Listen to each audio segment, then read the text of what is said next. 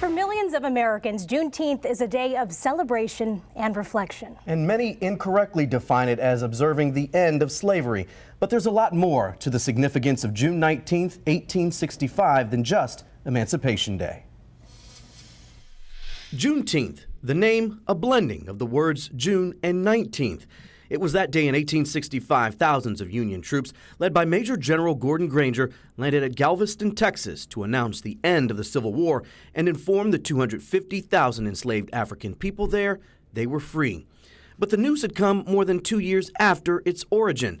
It was January 1st, 1863, when President Abraham Lincoln signed an executive order known as the Emancipation Proclamation. Do you know why it took more than 2 years to get word to Texas? The people coming in that area maintained and kept people enslaved. They wanted to have the use of enslaved people to clear their fields and harvest their crop for at least another year and another year.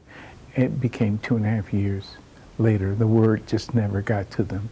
So, June 19th, 1865 would later be revered and recognized as a day of celebration we've come to know as Juneteenth. But according to Claiborne Benson III, I'm the executive director here at Wisconsin Black Historic Society. There's a larger picture with deeper context in terms of Juneteenth and freedom.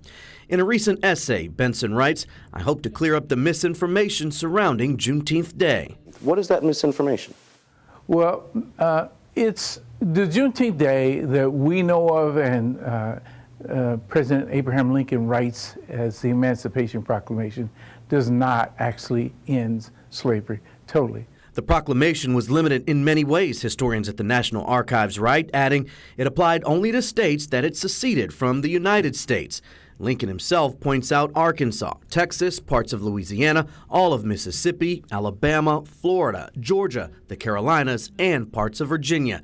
He writes, "I do order and declare that all persons held as slaves within said designated states are and henceforward shall be free, leaving slavery untouched in the remaining border states." For example, Maryland, Rhode Island, Missouri, Kentucky, West Virginia. There is just as many enslaved people in those states as there is in the succeeding states, and yet they are not inclusive in the Emancipation Proclamation.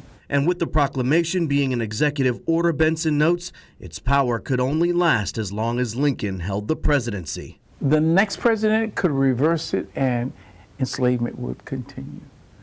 President Lincoln did not have the power to free everybody openly. Congress had to do that. Congress eventually did, with the 13th Amendment to the Constitution, which formally abolished slavery when it was ratified nearly 3 years after Lincoln's executive order. People think that the Emancipation Proclamation, or Juneteenth Day, is our day of freedom. And it's okay